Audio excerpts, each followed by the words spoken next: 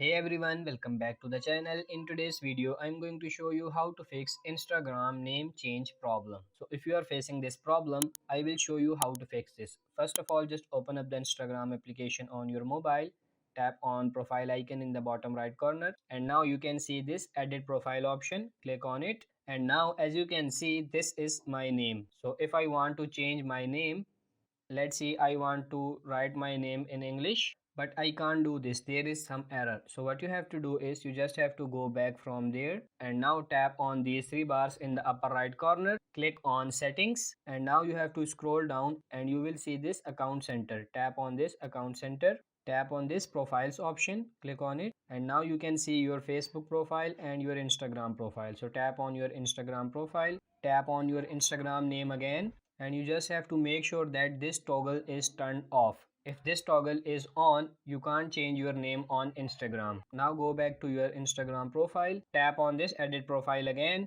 and now you can easily change your name from here. If you tap on it, and you can change your name from here. Now if you tap on this check mark, you can see your name has been changed.